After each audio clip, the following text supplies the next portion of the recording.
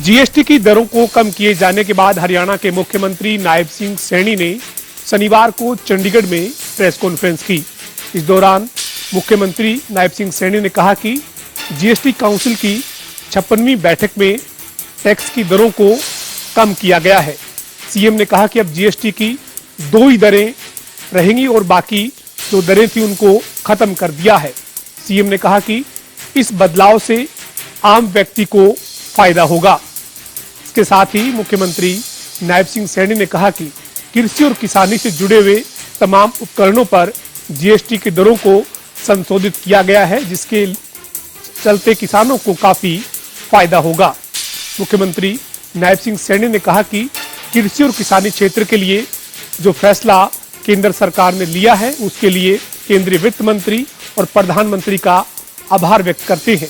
मुख्यमंत्री नायब सिंह सैनी ने कहा कि जीएसटी के जो बदलाव हैं, इस बदलाव के बाद आम आदमी के लिए रोजमर्रा की चीजें जहां सस्ती होगी, वहीं मकान बनाने के लिए सीमेंट पर भी जीएसटी कम किया है, जिसका फायदा लोगों को मिलेगा।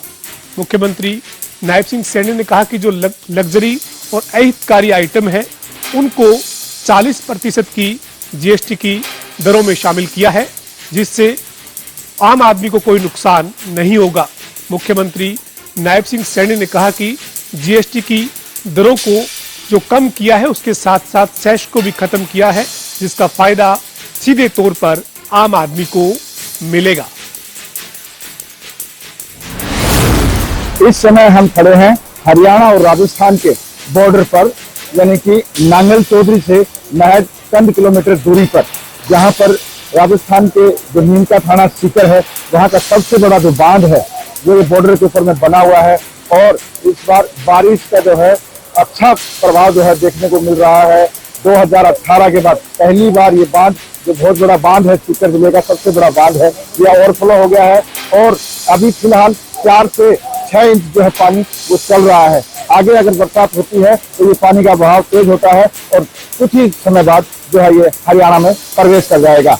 नांगल चौधरी से रामपाल होगी, जनता टीवी। रोहतक में स्वास्थ्य विभाग ने हेल्थ बुलेटिन जारी करते हुए लोगों को डेंगू के प्रति जागरूक रहने की अपील की है। वहीं स्वास्थ्य विभाग ने बुलेटिन जारी करते हुए बताया कि 24 घंटे में एक डेंगू का मरीज मिला है, जिसका इलाज चल रहा है।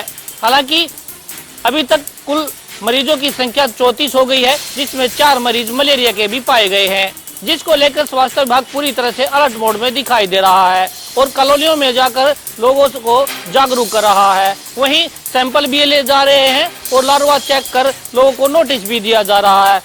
वहीं स्वास्थ्य विभाग की टीम ने लोगों से अपील की है कि वह अपने घरों में पानी खड़ा न होने दें, क्योंकि डेंगू व मलेरिया मच्छर पानी में ही पनपता है। डेंगू मच्छर साफ पानी में पनपता है, जिसको लेकर वह अपने घरों में छत पर पड़े सामान को और पानी न भरने दे। रोहतक से जनता टीवी के लिए संजय कुमार। बावल औद्योगिक क्षेत्र में पुलिस ने ब्लाइंड मर्डर की गुत्थियां सुलझाते हुए एक आरोपी को गिरफ्तार कर लिया है। डीएसपी ने आज प्रेस वार्ता करते हुए बताया कि जो मृतक है वो भी उत्तर प्रदेश का रहने वाला था और आरोपी भी उत्तर प्रदेश के रहने वाले थे और ये बावल औद्योगिक क्षेत्र में कंपनी में कार्य कर रहे थे। और बावल के जो गांव है सुठानी में, उसमें एक कमरे में तीनों ही रह रहे थे। कमरा खाली कराने को लेकर इनके बीच रंजिश पल गई। इसी की रंजिश निकालते हुए जो मृतक है राकेश कुमार, उसको एक सुनसान जगह पर बुलाया जाता है और उसको गला घोंटकर तथा पत्थरों से मारकर उसकी हत्या कर दी जाती है। सुबह इसकी पहचान जो है ग्रामीणों द्वारा की जाती है। ग्रामीणों ने इसकी सूचना पुलिस को दी, पुलिस मौके पर पहुंचती है और शिनाख्त नहीं हो पाती है। इस पोस्टमार्टम के लिए रेवाड़ी के नागरिक अस्पताल में और पहचान के लिए शव रखवा दिया जाता है। दूसरे दिन इसकी पहचान हो पाती है और पुलिस इस मामले में तस्दीक करती है। पुलिस को पता लगा कि इस तरीके से ये आरोपी इसमें हत्या करने वाले में शामिल है, तो आज पुलिस ने एक आरोपी को गिरफ्तार कर लिया और पुलिस का कहना है कि जल्द ही दूसरे आरोपी को भी गिरफ्तार कर लिया जाएगा। फतेहाबाद जिले को नशा मुक्त बनाने के लिए फतेहाबाद के एसपी सिद्धांत जैन द्वारा लगातार नशा मुक्त अभियान चलाया जा रहा है। इसी कड़ी के तहत फतेहाबाद शहर थाना प्रभारी सुरेंद्रा को एक गुप्त सूचना मिली थी कि फतेहाबाद की 30 कॉलोनी जहां रिहायशी इलाका है वहां एक गोदाम बना हुआ है और युवक द्वारा नशीली गोलियों का कारोबार किया जा रहा है। इसी गुप्त सूचना के आधार पर जब शहर थाना प्रभारी सुरेंद्रा ने वहां रेड की तो गोदाम से 1,25,000 के करीब जो नशीली गोलियां बरामद की और मौके पे गोलियां बरामद करने के बाद ड्रग इंस्पेक्टर को भी वहां बुलाया गया।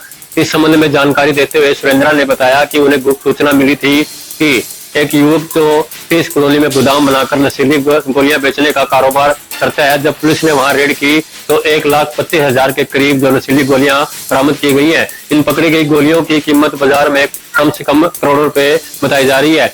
वहीं ये युवक जो है MRP रेट से 3 गुना रेटों पर ये नशीली गोलियां युवकों को सप्लाई करता था। फिलहाल पुलिस द्वारा इसके खिलाफ NDPS का मुकदमा दर्ज कर आगामी जांच की जा रही है। वहीं सुरेंद्र ने बताया कि पकड़ा गया युवक लखविंदर उर्फ काला जो गांव मुस्से वाले का रहने वाला है और हाल में फतेहाबाद की भाटिया कॉलोनी में रहता था। इसके खिलाफ पहले भी कई आपराधिक मामले दर्ज हैं। जनता टीवी के लिए फतेहाबाद से रमेश कुमार की रिपोर्ट।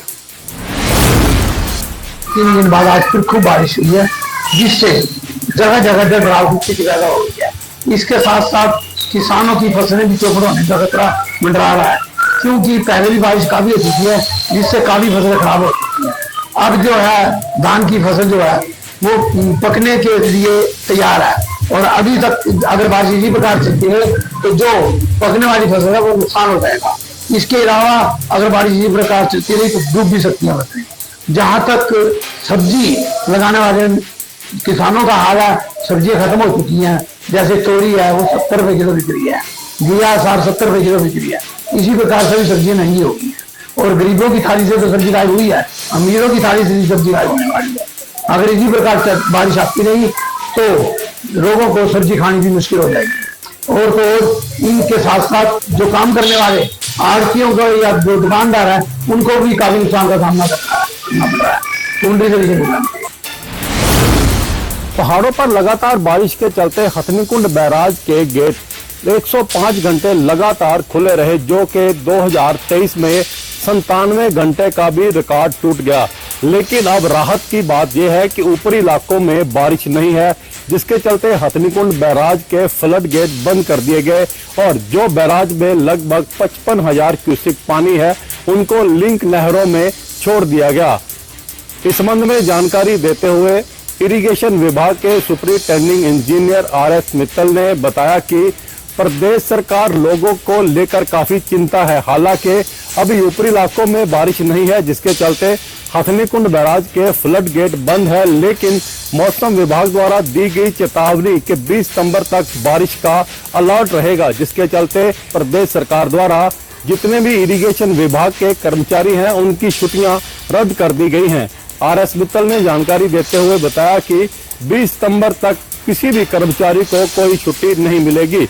इरिगेशन विभाग के सुपरिटेंडिंग इंजीनियर ने बताया कि उनके द्वारा बाढ़ की तैयारियां पहले ही कर ली गई थी जिससे इतना ज्यादा पानी आने के बावजूद बहुत ज्यादा नुकसान नहीं हुआ। हालांकि जो भूमि कटाव हुआ है उसके ऊपर भी विभाग द्वारा लगातार नजर रखी जा रही है और कर्मचारियों की ड्यूटियां लगाई गई है ताकि भूमि कटाव को रोका जा सके। अंबाला के गांव भुन्नी के पास बह रही टांगरी नदी में आज एक बड़ा हादसा हो गया। इस हादसे में पंजाब के गांव एहरू खुर्द के 5 बच्चे नदी में बह गए जिसके बाद जो है उनको रेस्क्यू किया गया, लेकिन एक बच्चा जो है वो नदी में फंसा रह गया जिसकी बाद में मौत हो गई।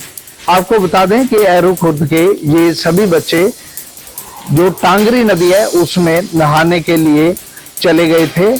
जब 4 बच्चे इस नदी को पार कर चुके थे लेकिन 5वां बच्चा जो है नहाते हुए इस नदी को पार नहीं कर सका और वो नदी के बहाव में बह गया, जिसके बाद ग्रामीणों ने वहां पर इकट्ठे होकर खुद उसे तलाशने की कोशिश की लेकिन बात नहीं बनी, जिसके बाद रेस्क्यू टीमों को बुलाया गया। बोट के माध्यम से जब गोताखोरों ने नदी को खंगाला तो आखिरकार उस बच्चे को बरामद कर लिया गया। आपको बता दें कि 3 घंटे की कड़ी मुशक्कत के बाद मनवीर नामक युवक का शव जो है वो रेस्क्यू टीम द्वारा बरामद कर लिया गया। DS गुलियानी, जनता TV, अम्बाला।